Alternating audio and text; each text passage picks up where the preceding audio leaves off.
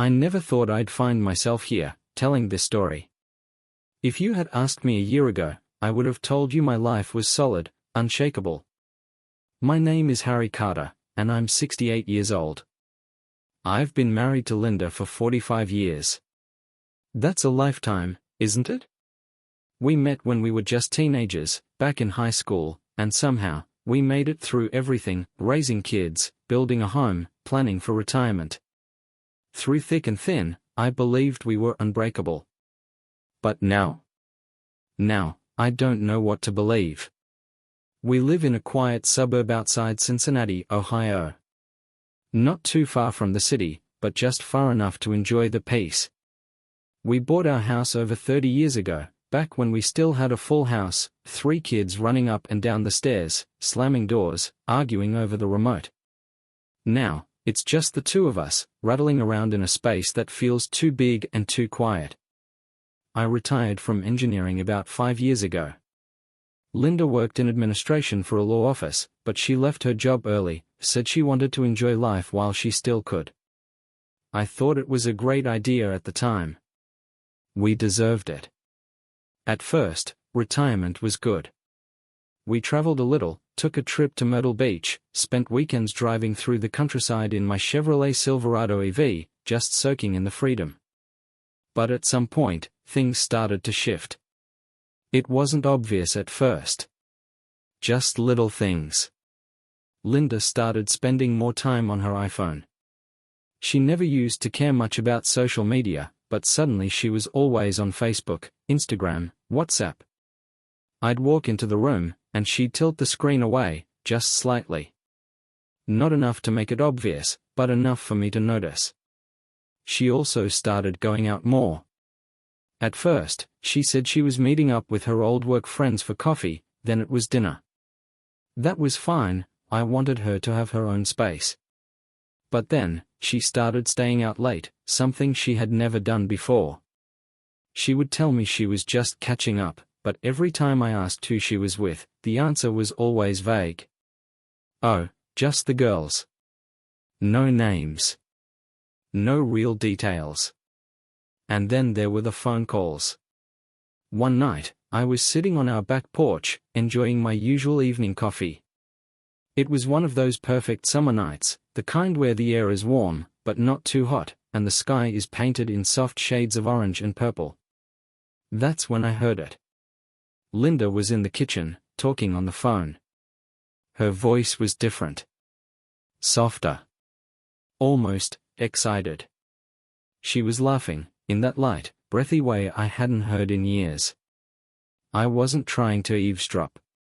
But when you've been married for nearly 5 decades, you notice when something feels off. And something was definitely off. Then I heard her say it. I can't wait to see you again.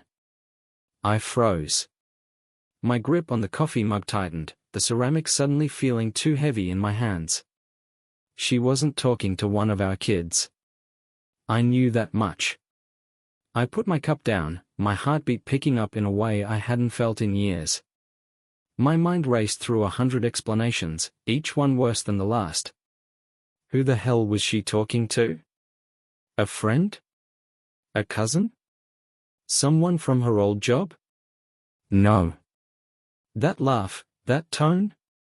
It didn't sound like a friendly conversation. I wanted to walk inside, demand an answer. But something stopped me. Fear. Fear of what, exactly? Fear that I already knew the truth? For 45 years, Linda had been my partner. My best friend. The person who had seen me at my best and my worst. She was the one I built my life with. And now, for the first time in our marriage, I felt something I had never felt before. Linda didn't know I had heard her that night. She walked into the living room, all smiles, as if nothing had happened. As if she hadn't just whispered to another man, I can't wait to see you again. I sat there, gripping my coffee cup a little too tightly, trying to decide what to do. Part of me wanted to confront her right then and there. Another part, one I barely recognized, felt something I hadn't felt in years. Doubt. Suspicion. A deep, gnawing sense that my wife was lying to me. I took a slow breath, forcing myself to stay calm. If I exploded now, she'd just deny it. She'd call me paranoid. No, I needed to be smarter. "Who were you talking to?" I asked, keeping my voice neutral. Linda glanced at me, barely hesitating. "Oh, just Susan," she said, mentioning her best friend. "She's having trouble with her son again. You know how he is." She was lying. I could see it in the way she avoided my eyes, the way she ran a hand through her hair, something she always did when she was nervous. But I didn't push. Not yet. Instead, I forced a smile and nodded. "Hope she's okay." Linda smiled back, relieved that I had accepted her answer so easily. But inside, my gut twisted. The next morning, Linda was up earlier than usual, dressed in her nice jeans and a fitted blouse. I watched as she put on makeup, a full face of it. That wasn't normal. She used to do that when we were younger, when we'd go out to dinner or special occasions. But for a casual day out? That was new. "Going somewhere?" I asked, keeping my tone light. "Just running errands," she said, grabbing her purse. "Might stop by Target, maybe get lunch with the girls." "Which girls?" She hesitated. Just for a second. If I hadn't been watching closely, I would have missed it. "Oh, you know. Michelle, Diane," she trailed off. Another lie. I nodded, pretending to believe her. "Sounds nice. Have fun." She kissed me on the cheek and walked out the door. I waited until I heard her car pull out of the driveway, then I grabbed my phone. If my wife was lying to me, I was going to find out. I had never been the kind of husband who needed to check up on his wife. I trusted Linda. But now? Now, I felt like a fool for ever believing we were untouchable. I opened Find My iPhone, a feature we had set up years ago when we first got iPhones. It was meant to be for emergencies, but now? Now, it was my way of finding out the truth. I tapped Linda's name. A map popped up. She wasn't at Target. She was at La Petite Maison, an expensive French restaurant downtown. I stared at the screen, my heart pounding. Why would she lie about something so small? And more importantly, who the hell was she meeting? I grabbed my car keys and left. I needed to see it with my own eyes. When I pulled up near the restaurant, I parked a few spots away, heart racing like I was some undercover detective. And then I saw her. Linda. Sitting inside, laughing over a glass of wine. Across from her was a man. Tall, silver-haired, well-dressed. A familiar face. Richard Wilson. I clenched my fists. Richard had been Linda's boss for years before she retired. I remembered meeting him at company parties, shaking his hand, listening to him talk about stocks and golf. He was married. He had a wife and 2 grown kids. And now, he was sitting across from my wife, leaning in close, his hand resting over hers. I swallowed the rage boiling in my chest. Then I noticed something else. Outside the restaurant, parked near the curb, was a red convertible. Brand new. Shiny. And Linda's hand was holding a key fob. I sat there, gripping the steering wheel so hard my knuckles turned white. It all made sense now. The makeup. The sudden late nights. The lies. Linda wasn't just cheating on me. She was falling for him. I took out my phone and snapped a picture. A clear shot of them, smiling at each other, fingers intertwined. Then I turned off the car and just sat there, staring at the life I thought I had, watching it shatter right in front of me. Linda had made her choice. And now? It was my turn. I sat in my truck, gripping the steering wheel so hard my fingers ached. My heart pounded in my chest, but my mind was eerily clear. Linda was sitting inside that fancy restaurant, laughing, holding hands with Richard Wilson, the man I had once shaken hands with at a company Christmas party. The man who was now taking what was mine. The sight of them together made me sick. I had always thought that if Linda ever betrayed me, I would explode in a fit of rage, scream, demand answers. But that wasn't how it happened. Instead, I felt something colder. Sharper. A sense of absolute clarity. I knew what I had to do. I took a deep breath, exhaled slowly, and lifted my phone again. I snapped a few more pictures, making sure I had clear evidence. One of them smiling at each other over their wine. One of Richard's hand resting on Linda's. And finally, one of the red convertible parked out front, Linda's key fob sitting next to her glass. I wasn't just looking at my wife having an affair. I was looking at her new life. The makeup, the expensive car, the lies, it all pointed to one thing. She was planning to leave me. She just didn't have the guts to say it. I could have stormed in there. Could have walked up to the table, thrown my wedding ring at her and made a scene. But that would have given her the satisfaction of controlling the situation. No, I wasn't going to give her that. Instead, I drove away. I needed to prepare. The entire drive home, my mind was spinning, formulating a plan.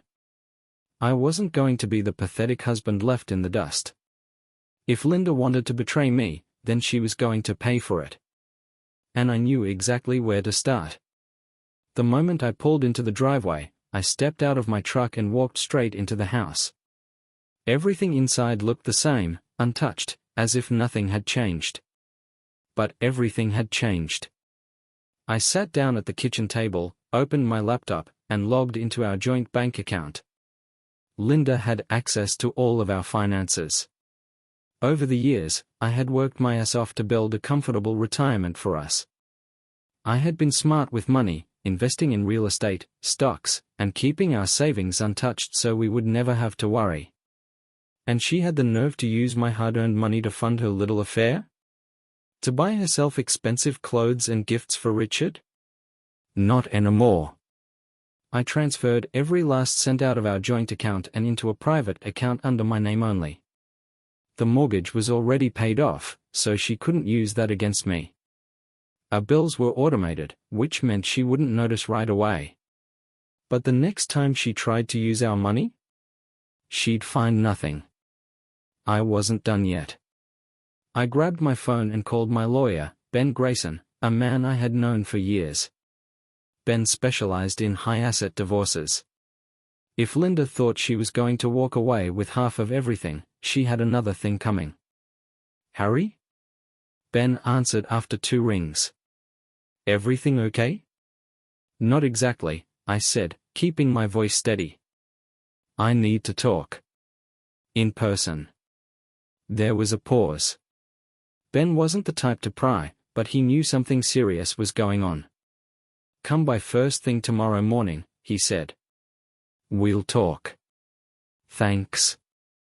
I hung up, feeling my pulse slow just a little. I had set things in motion.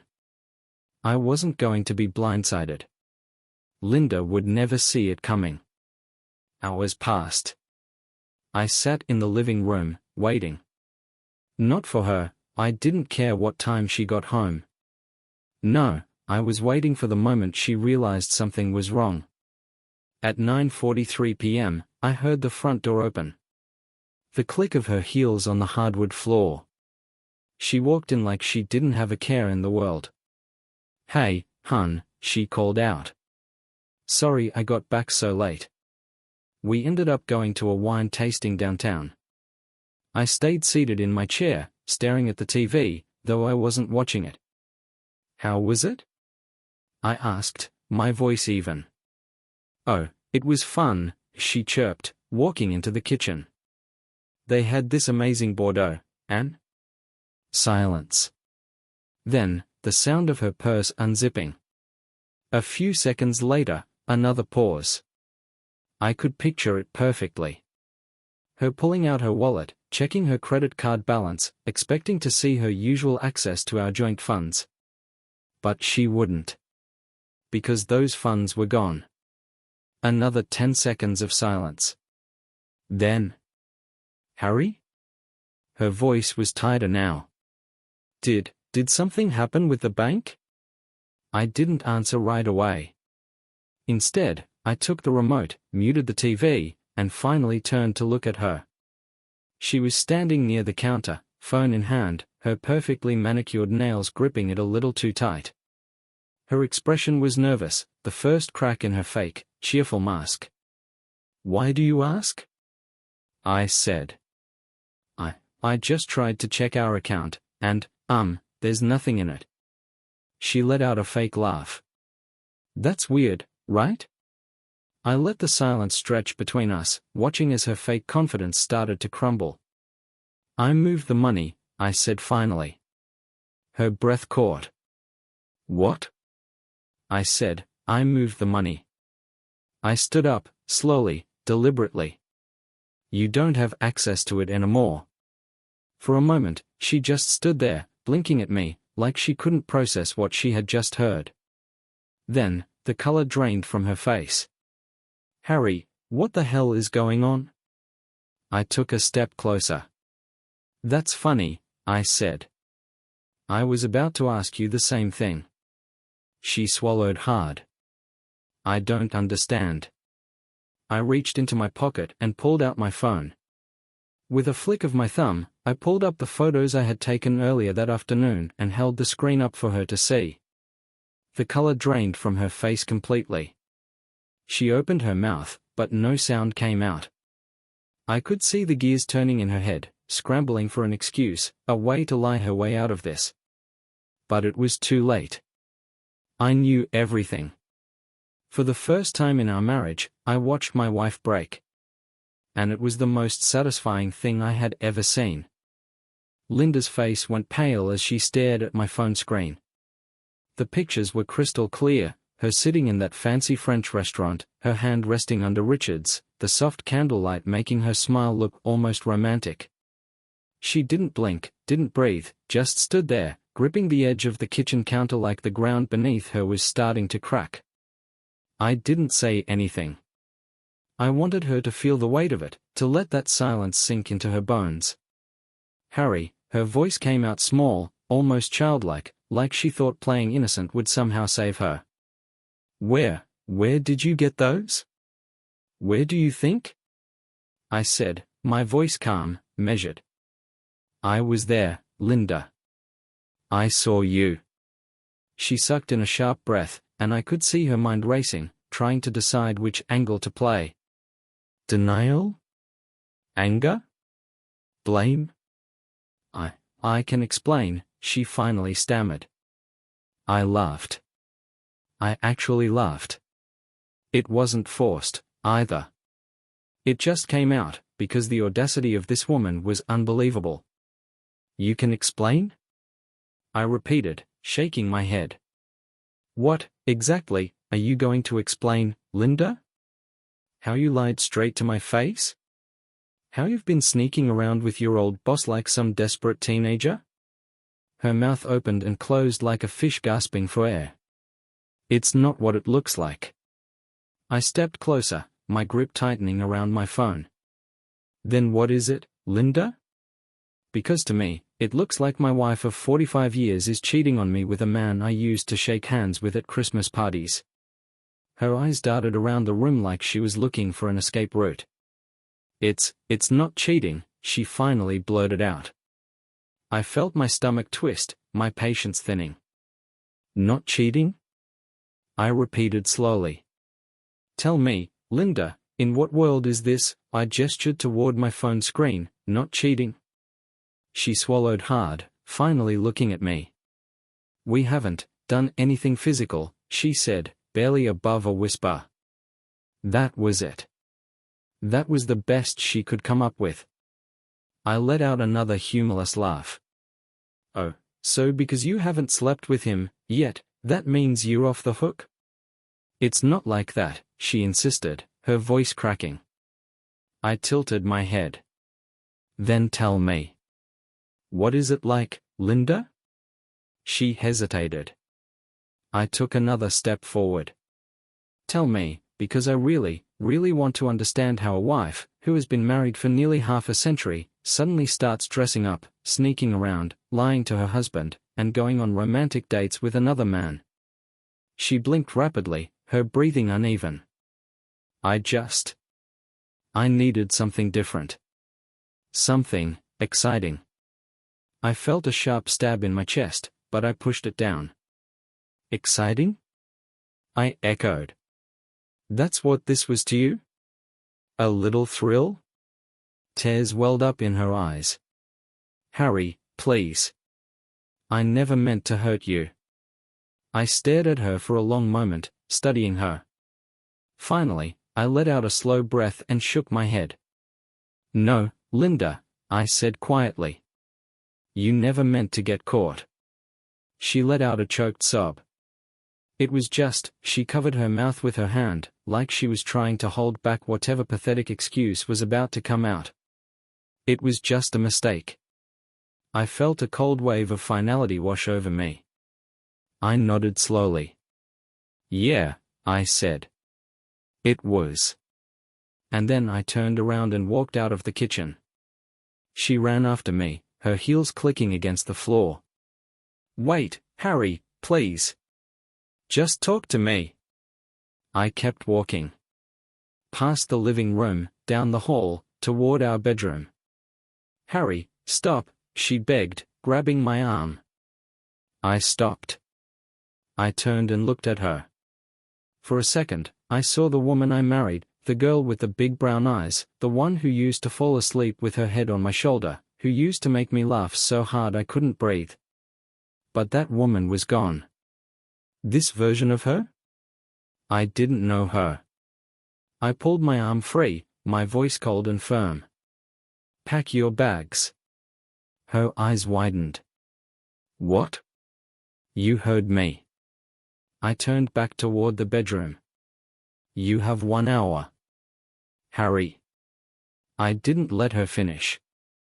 I walked into the bedroom, grabbed an empty suitcase from the closet, and threw it onto the bed. Then I turned to face her. She stood in the doorway, frozen. I'm not going anywhere, she said, her voice shaking. I crossed my arms. That's not up to you. Her lips parted, but no words came out. She must have seen something in my face, something that told her I wasn't bluffing. I pointed at the suitcase. 1 hour. And then I walked out. I didn't stay to watch. I went back to the living room, sat down in my chair, and listened. At first, nothing. Then, the sound of drawers opening, clothes rustling, quiet sniffles. 45 years. Gone. By the time she finally stepped out of the bedroom, suitcase in hand, her face was streaked with tears. She stood there, waiting for me to say something. I didn't. She took a shaky breath. Where am I supposed to go? I didn't even look at her. Not my problem. Another silence. Then, a quiet nod. She walked toward the front door, stopping just before she reached it. Harry. I turned my head slightly, just enough to see her out of the corner of my eye. She swallowed. I really did love you. I looked at her. Finally, I met her eyes. And I said the last words I would ever say to her. No, Linda. You loved yourself. And with that, I watched her walk out the door. I didn't move for a long time. I just sat there, listening to the silence. Then, slowly, I reached into my pocket, pulled out my phone, and dialed a number. It rang twice before a familiar voice answered. Harry? Ben Grayson sounded surprised. Didn't expect to hear from you this late. I leaned back in my chair, my grip tightening around the phone. I want the divorce papers ready by tomorrow. Ben hesitated. You sure? I closed my eyes. I've never been more sure of anything in my life. The house was quiet. Too quiet. For 45 years, Linda's presence had been woven into every corner of this place. The faint smell of her perfume always lingered in the air, her voice filled the rooms, and her footsteps echoed through the hallways. But now, she was gone. I sat in my chair, staring at the front door, half expecting it to swing open and for her to come running back inside, begging for another chance. But she wouldn't. She knew better than that. I had made myself clear. I should have felt relief.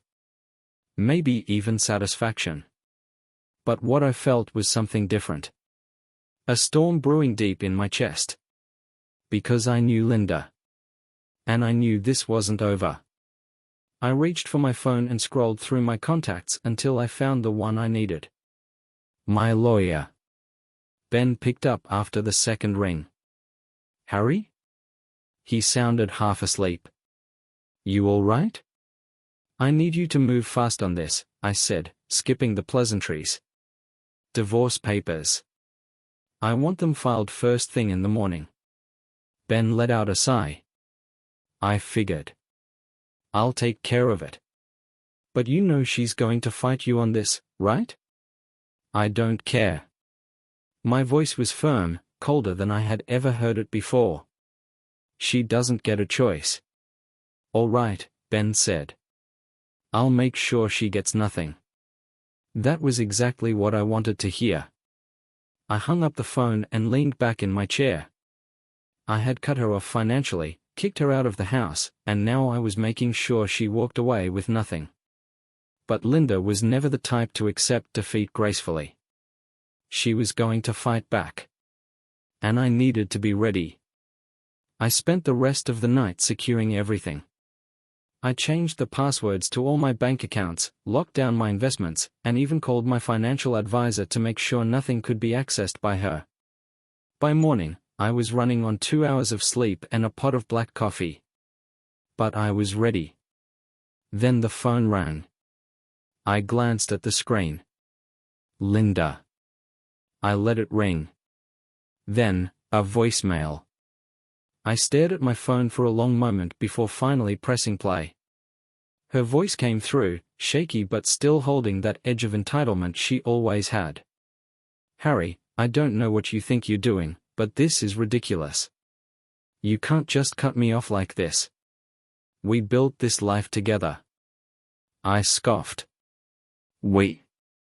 I'm not going to fight with you over the phone, she continued. But you need to call me back. We need to talk. The message ended. I deleted it. An hour later, another voicemail. Harry, I just talked to a lawyer. You can't legally freeze me out of our finances. I have rights. If you think you're going to walk away with everything, you're out of your damn mind. I smirked. Now she was getting desperate. I spent the morning making more calls. My lawyer assured me that, thanks to the prenup we signed all those years ago, she wasn't entitled to half of everything like she thought. At best, she'd get a small settlement. That wasn't going to be enough for her. By noon, the third voicemail came in. This one was different. Harry, her voice was softer now. Almost pleading. I didn't mean for any of this to happen like this. I never wanted to hurt you. A shaky breath. Please. Just, talk to me. I sat there, listening to the silence that followed, feeling nothing. She was trying every trick in the book. First, anger. Then threats. Now, pity. I wasn't buying any of it. But I also wasn't stupid. Linda wasn't just going to give up. She was going to escalate. And I was right. At 3 p.m., there was a knock at the door. I opened it to find a man in a suit, holding an envelope. Mr. Carter, he asked. I nodded. He handed me the envelope. You've been served. I exhaled slowly, already knowing what was inside before I even opened it. Linda was suing me for spousal support. I shook my head, a bitter laugh escaping my lips. Of course she was. I sat back down at the kitchen table, unfolded the papers, and started reading. She was demanding a ridiculous amount of money, claiming that she had sacrificed her career for our marriage and that she had grown accustomed to a certain lifestyle. She wanted me to keep paying for her new life. The one she had planned with Richard. I clenched my jaw. She wanted a war? Fine. I picked up my phone and called Ben again. She served you already? He asked, sounding almost amused. She thinks she's going to milk me dry, I said. I want you to destroy her case. Ben chuckled. Oh, don't worry. She's not getting a damn cent more than she deserves. Good, I said. And I want you to start digging into Richard Wilson. Ben paused. Why? I leaned forward, staring at the divorce papers like they were a battlefield map. Because Linda's not the only one who should suffer. This wasn't just about revenge anymore. This was about making sure they both paid. Linda had made her move. Now, it was my turn. Linda thought she could back me into a corner. She thought she could walk out of my life, betray me, and still have the audacity to demand that I support her and her new lifestyle. That I'd roll over like a fool and let her take what I built. She had no idea who she was dealing with. I spent the next morning in Ben's office, going over every detail of the case. He was already 2 steps ahead. Her spousal support claim is laughable, Ben said, flipping through the pages of the lawsuit. She left you, not the other way around. She committed adultery, and even though Ohio is a no-fault divorce state, that still plays in your favor. I leaned back in my chair. She's desperate. Ben smirked. And desperation makes people stupid. We'll use that. I crossed my arms. What about Wilson? Ben tapped his pen against the desk. I've been looking into him. The guy's got a lot to lose. I already knew Richard Wilson was married, but what Ben told me next made my blood burn hotter than before. His wife, Mary, owns most of their assets, Ben said. Their house, the cars, even a big chunk of his investments. She's got the real power in that marriage. I felt a slow grin spread across my face. So if she finds out her loving husband has been screwing around. Ben nodded. She could take him for everything. I exhaled sharply. Good.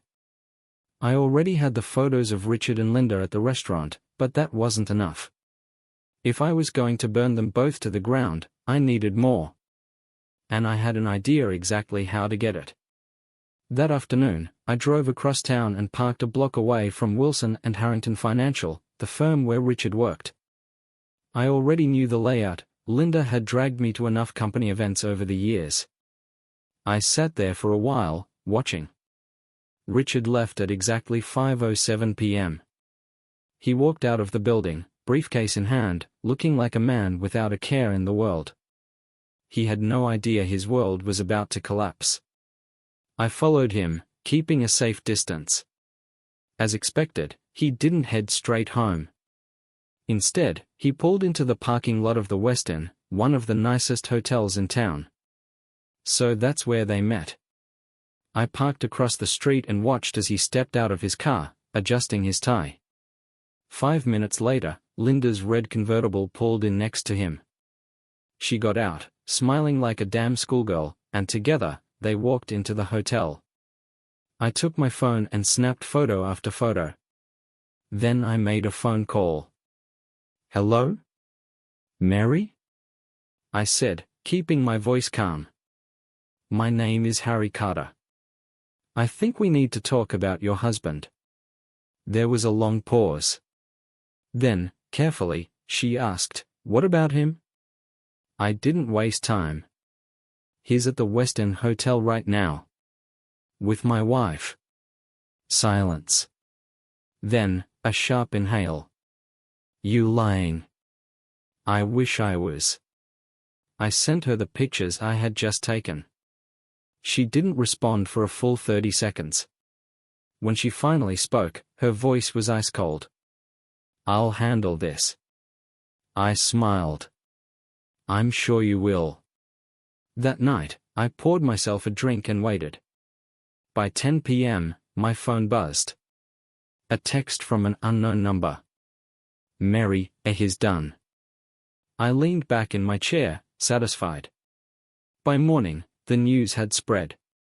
Richard Wilson was being thrown out of his house.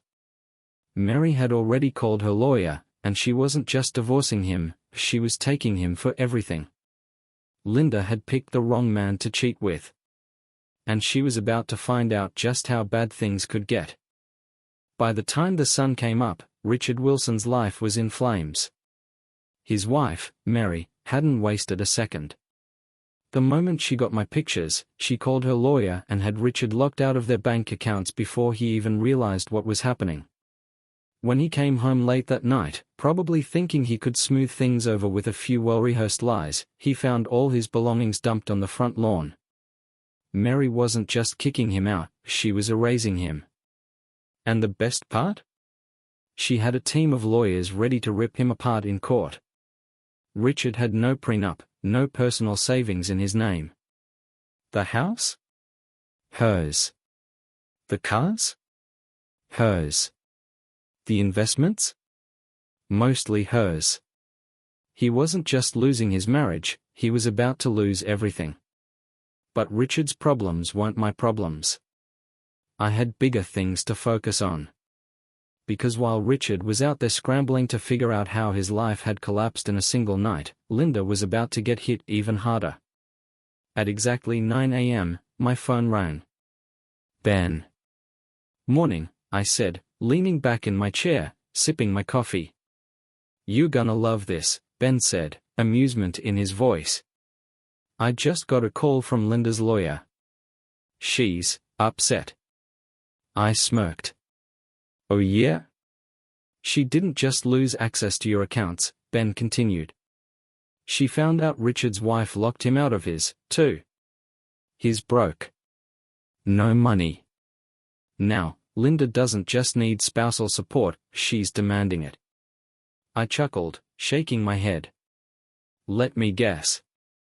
She thought she was gonna ride off into the sunset with Richard's bank account, and now she's realizing he doesn't have a damn thing to offer her." Bingo. I let that sink in for a moment, then said, "Tell her lawyer she's getting nothing." Ben laughed. "Already did." I hung up and sat there, enjoying the silence of my house. For the first time since this nightmare began, I felt like I was winning. But I wasn't done. Linda had humiliated me. She had betrayed me, lied to me, and tried to rob me blind. And now, I was going to return the favor. I pulled out my phone and made one last call. "Harry?" The voice on the other end was familiar. Soft. Curious. "Hey, Susan," I said. "You got time for lunch?" A pause. Then, a small, knowing laugh. "I thought you'd never ask."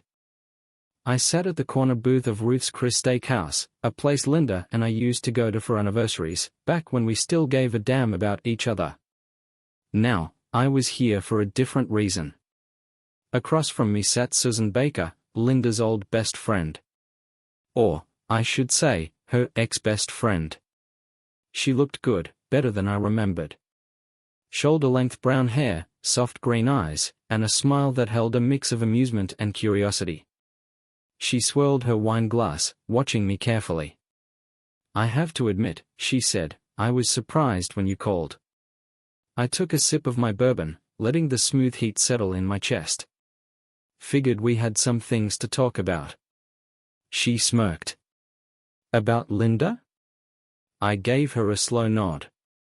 Susan leaned forward, resting her elbows on the table. "You know she threw me away the second Richard came into the picture, right? One minute we were planning our trip to Florida, the next she's acting like I don't exist." I chuckled. "Yeah. Sounds about right." She sighed, shaking her head. I was her best friend for 20 years, Harry. And she just discarded me. She took a sip of her wine, her expression darkening. So tell me. Why are we really here? I leaned forward, lowering my voice just enough to make sure only she could hear. I want to ruin her. Susan raised an eyebrow, intrigued but not surprised. Oh, she said, tilting her head. And how do I fit into that? I smirked. Because you know things. And I have a feeling you want payback just as much as I do. She studied me for a long moment, then exhaled, setting her wine glass down. All right, Harry. Let's burn this bridge together. And that's when she told me everything. Linda had been planning to leave me for months. This wasn't some impulsive fling, she had been building an escape plan. She was waiting for you to retire, Susan said. She wanted to make sure you had everything settled, your pension, your investments, so that when she left, she could take as much as possible. I clenched my jaw, my fingers tightening around my glass. She thought she could just strip me for parts. Susan nodded. And Richard? He was just a backup plan. I narrowed my eyes. What do you mean? Susan gave me a knowing look. Linda always planned to leave you, Harry. But she wasn't gonna do it until she had a safety net. If Richard didn't work out, she would have found someone else. You were just the foundation she built her new life on. I let out a slow breath, my anger settling into something colder. She never loved me. Not in the way I had loved her.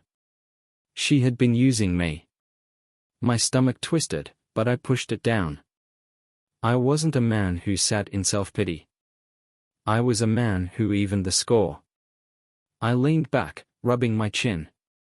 How do you feel about playing a little game? Susan smirked. I like games. I pulled out my phone, scrolled through my pictures, and showed her the photos of Linda and Richard at the hotel. Her eyes widened. Damn, she whispered. You really got her. I nodded. And I'm about to make sure everyone else sees this, too. She blinked, then laughed. Oh my God. You serious? I didn't answer. I didn't need to. Because Susan understood exactly what I was planning. She lifted her glass, grinning. To justice, then. I clinked my glass against hers. Justice, I said. That night, the photos went everywhere. I didn't just send them to Linda's family. I sent them to all of our friends. Every single person she had ever lied to. Every woman she had gossiped with at brunch. Every person who had ever thought we were the perfect couple. And the best part? I didn't put my name on it. The pictures simply appeared. Linda woke up the next morning to her entire world knowing the truth. And when my phone rang the next morning, I already knew who it was. I let it ring. Then, finally, I answered. Harry? Her voice was hoarse, like she had been crying all night. I stayed silent. Please, she said. Can we talk? I smirked. No, Linda.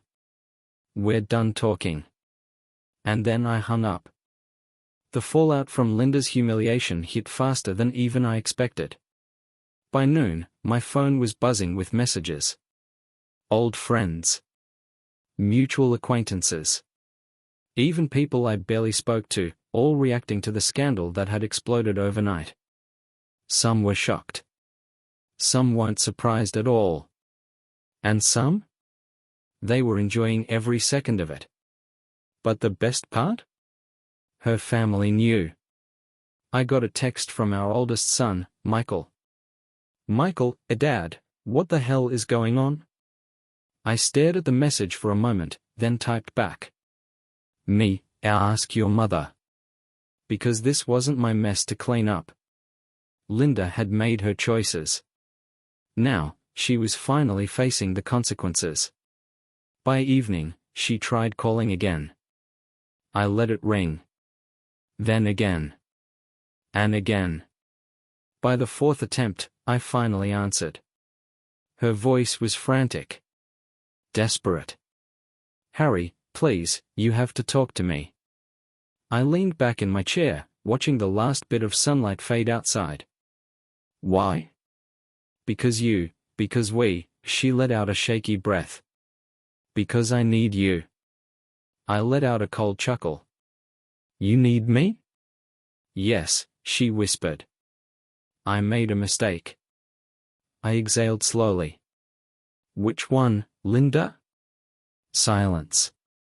Then, her voice broke. I lost everything. I could hear the raw emotion in her tone, the kind of panic that only comes when someone realizes they've burned every bridge behind them. Her family had turned against her. Her kids didn't want to talk to her. Richard was ruined, drowning in his own divorce battle. And now, she had nowhere to go. I pictured her sitting alone in some dingy motel, scrolling through her phone, realizing that no one was coming to save her. And for the first time since this all started, I felt nothing. Not pity. Not anger. Not sadness. Just peace. I need to see you, she said, voice cracking.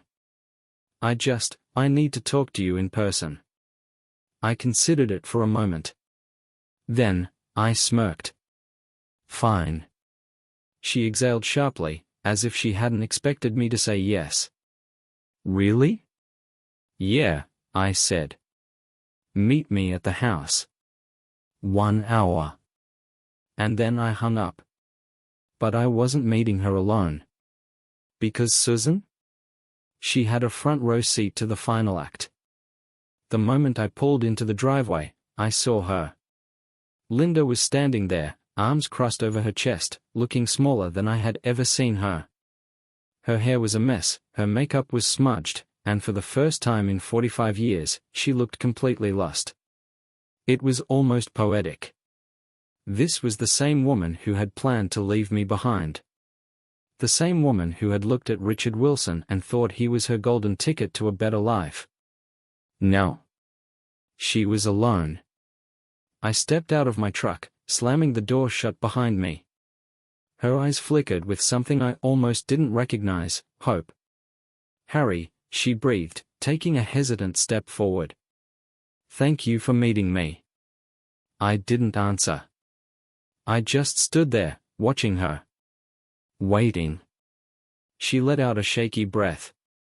I know I messed up, she said. I know I hurt you. I raised an eyebrow. Hurt me? Her lips pressed together, and I saw her throat bob as she swallowed hard. I didn't mean for it to happen like this, she whispered. I let out a humorless laugh. You didn't mean for what to happen, Linda? Getting caught? She winced. No, I mean. I didn't mean to lose you. I tilted my head. You didn't lose me, Linda. You threw me away. Tears welled up in her eyes. I was stupid.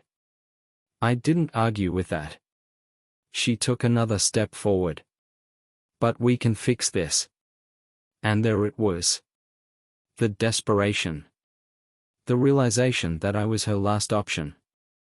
I almost felt sorry for her. Almost.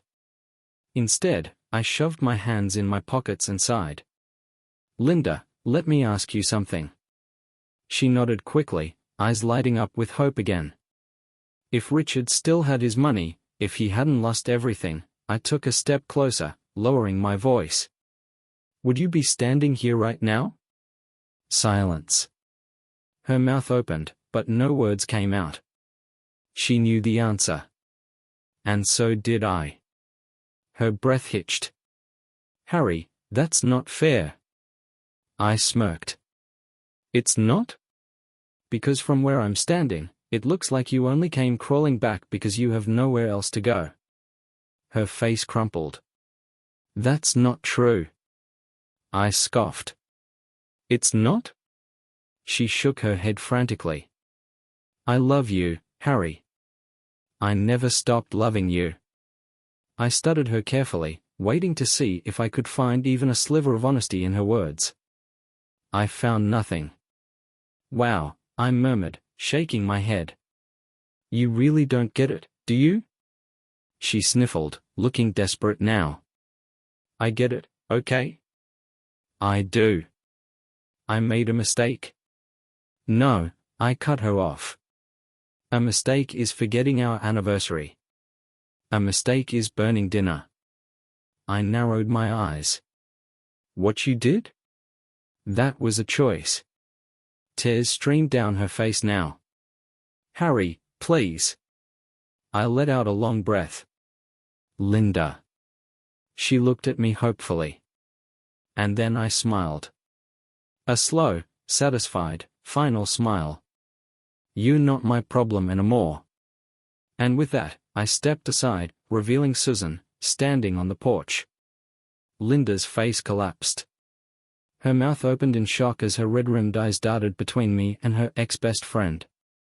Susan folded her arms, smirking. Hey, Linda. It's been a while. Linda took a shaky step back. What is this? I glanced at Susan, grinning. I figured if I was going to move on, I'd do it with someone who actually respected me. Linda's jaw dropped. Her hands curled into fists, and for a split second, I saw that old fire in her eyes. The jealousy. The rage. She opened her mouth, ready to scream, ready to fight. But then she stopped. Because she knew she had no right. She had no power over me anymore. She had lost. Finally, her shoulders slumped, and she let out a quiet, broken sob. I turned back to Susan, smiling. Ready to go? Susan smirked. Always. And just like that, we walked into the house together, leaving Linda standing out in the cold, exactly where she belonged.